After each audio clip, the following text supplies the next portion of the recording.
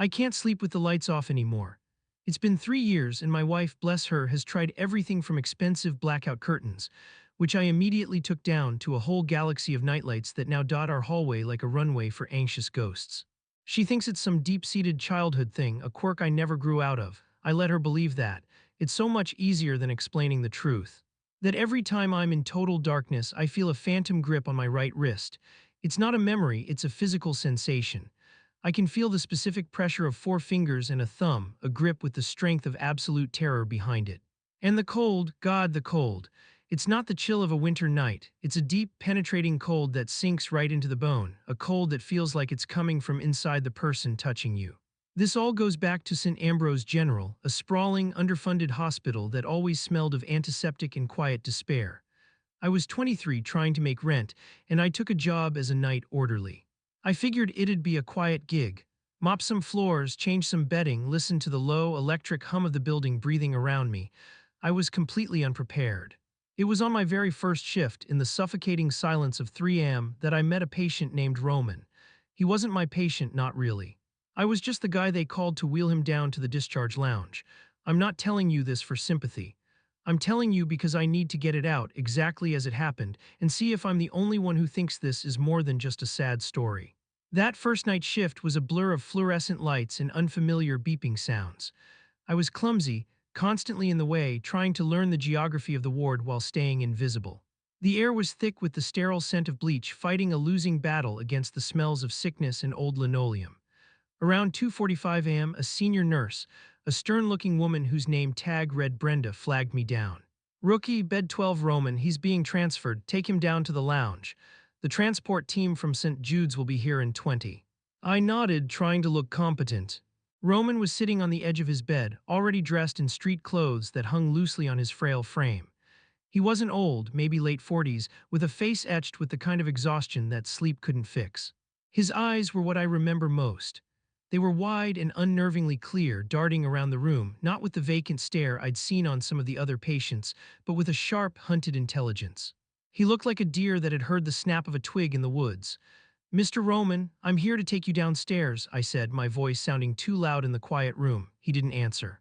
He just watched me as I fumbled with the wheelchair, the brakes making a loud, ugly squeal. I wheeled it over to his bed. "Ready to go?" I asked, reaching out to help him. The moment my hand came near him, he moved. It was so fast. He grabbed my right wrist, his fingers clamping down with a strength that shocked me. It was a wiry, desperate strength, all bone and sinew. He pulled me closer, his face just inches from mine.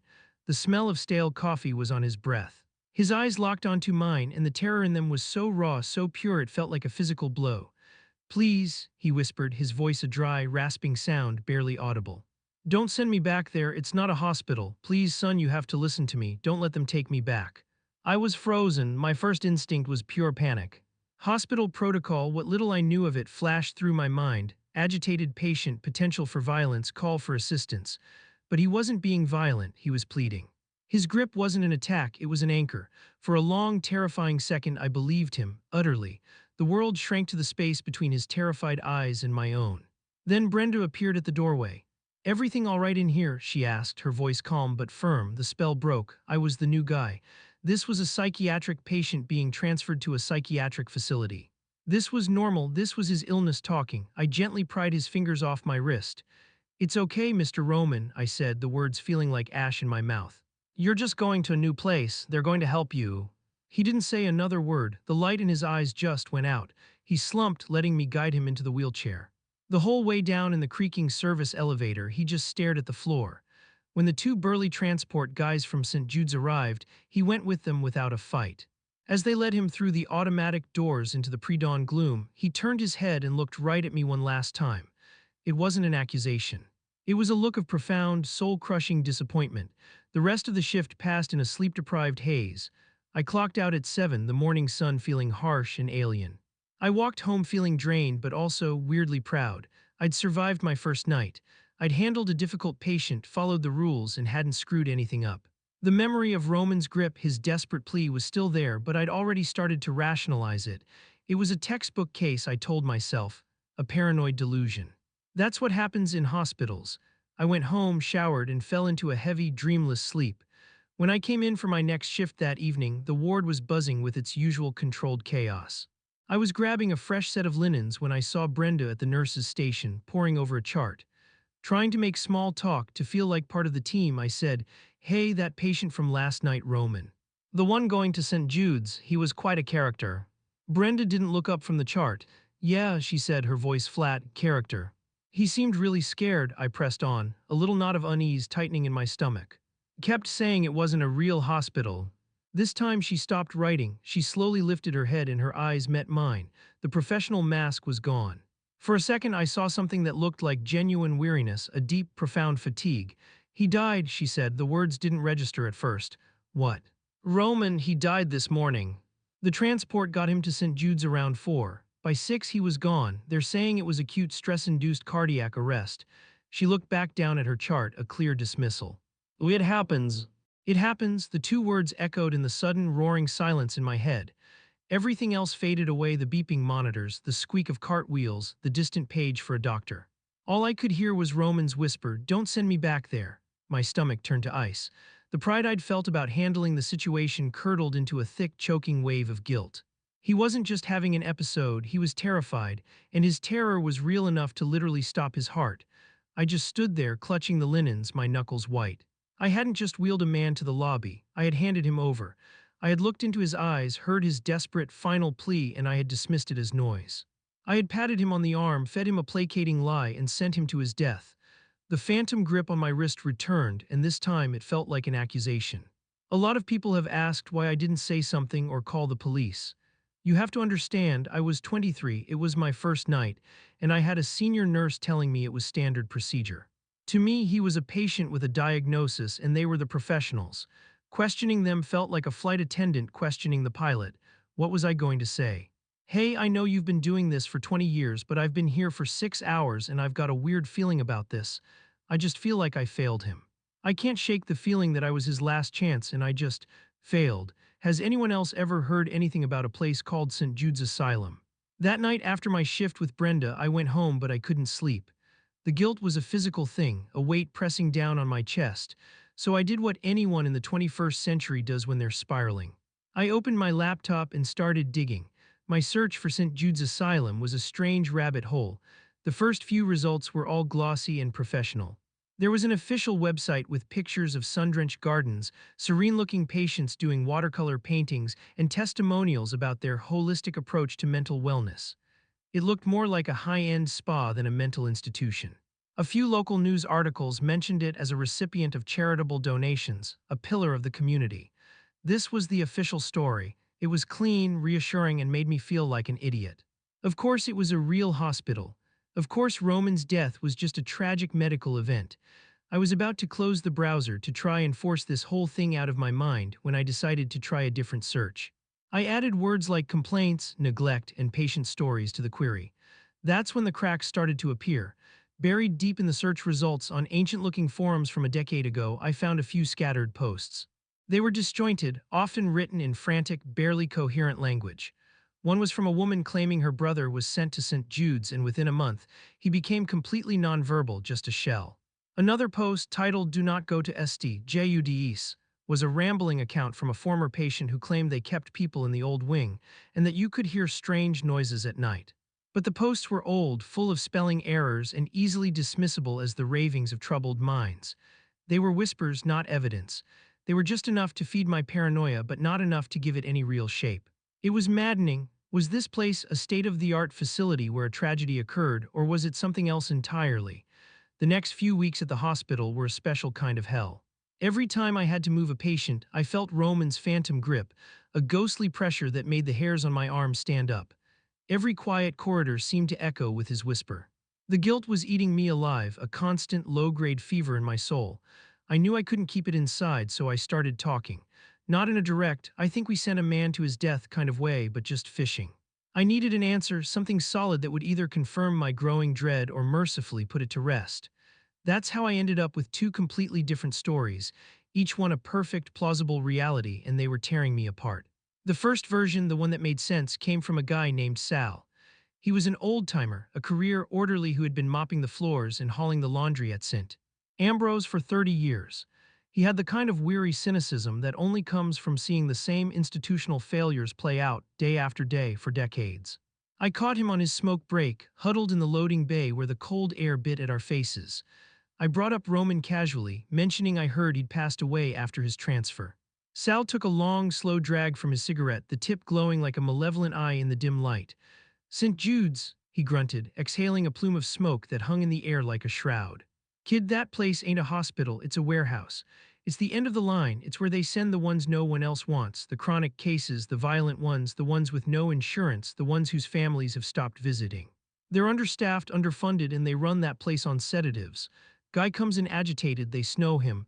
Guy has a nightmare, they snow him. It's cheaper and easier than actually dealing with him. That poor bastard Roman he probably got there had a panic attack, who wouldn't, and they pumped him so full of Ativan his heart just gave up. It ain't a conspiracy, kid, it's just neglect, happens all the time, it's sad as hell but that's the system. Sal's explanation was like a release valve on my paranoia. It was brutal and depressing, but it was logical. It was a story about bureaucratic failure and medical indifference, not some gothic horror. It made sense. For a couple of days I actually slept. The guilt was still there, but it was manageable. It was the guilt of being a tiny, powerless cog in a vast, broken machine. I could live with that. The second story, the one that unraveled everything, came from a closet. A few days later, one of the ward clerks quit without notice, and I was tasked with clearing out her locker. It was full of the usual junk, old magazines, a half-eaten bag of stale candy, a pair of worn-out sneakers. As I was about to dump it all into a trash bag, a folded piece of paper fell out from between the pages of a celebrity gossip magazine. It was a cheap, flimsy piece of notepad paper, the kind you find by every phone in the hospital. On it, someone had hand-drawn a crude map. It wasn't a map of St. Ambrose. I knew our layout like the back of my hand. This was a different building, older, with a wing labeled Victorian Ward. In the corner of that wing, a small, rectangular area was circled in thick red ink. Next to the circle were 5 hastily scrawled words that made my blood run cold. They can't hear the basement. I stood there in the silence of the empty locker room, the piece of paper trembling in my hand. I remembered the St. Jude's website, the glossy photos of their main building. The caption had proudly boasted about their beautifully restored Victorian-era main hall, the basement. It's not a hospital. Roman's words slammed back into my mind, no longer sounding like the plea of a sick man, but like a literal, factual warning. Sal's mundane, depressing explanation evaporated, replaced by the chilling image of a hand-drawn map in a secret, soundproofed basement. One story was about a broken system. This one was about a hidden room. And a hidden room is never, ever a good thing. I don't know what to do. I feel like I'm losing my mind. One minute I'm convinced this is all just a tragic case of medical neglect, like Sal said. The next I'm holding this insane piece of paper, this map, and I'm sure there's something horrible happening at that place. I showed the map to one of the other orderlies, a guy my age, and he just laughed at me, told me it was probably a doodle from a D&D game. Maybe he's right, maybe I'm just obsessed and seeing patterns that aren't there. But Brenda, I have to talk to Brenda. She was the one who signed off on the transfer, she has to know something. My hands were shaking when I approached the nurse's station later that day. The piece of paper felt like it was burning a hole in my pocket. Brenda was there, same as always, her focus entirely on the computer screen in front of her. She radiated an aura of no-nonsense efficiency that usually intimidated me into silence. This time I pushed through it. Brenda, I started, my voice barely a squeak. She glanced up, a flicker of annoyance in her eyes. What is it? I pulled out the folded note and flattened it on the counter in front of her. I found this, I said, my heart hammering against my ribs. In the old clerk's locker, I thought of Roman, the Victorian building. It's St. Jude's, right? The change was instantaneous and terrifying. The professional mask didn't just crack. It shattered, all the color drained from her face, leaving behind a waxy, pale sheen. Her eyes, which had been focused on the note, darted up to meet mine, then quickly scanned the hallway to see if anyone was watching. It was a look of pure animal fear. She didn't say a word. Her hand shot out, snatched the paper from the counter, and crumpled it into a tight ball in her fist. She leaned in close, her voice dropping to a harsh, strained whisper that was more menacing than any shout. "You are a good kid," she hissed, her eyes boring into me. "This is a decent job. You clock in, you do your work, you clock out. You forget you ever saw this. You forget about Roman, you forget we ever had this conversation, do you understand me? For your own good." It wasn't a denial, it wasn't an admission. It was a warning. A desperate, terrified warning from someone who knew exactly what that map meant and was horrified that I had found it. She turned back to her computer, her hands visibly trembling as she tried to use her mouse. The conversation was over. She had just built a wall between us, and in doing so, confirmed my worst fears. The mundane explanation was gone. Sal's story about neglect was a comforting lie. The truth was something so terrible that this tough, veteran nurse was scared witless by a doodle on a piece of paper. That was the end of it. I quit my job at St. Ambrose the following week.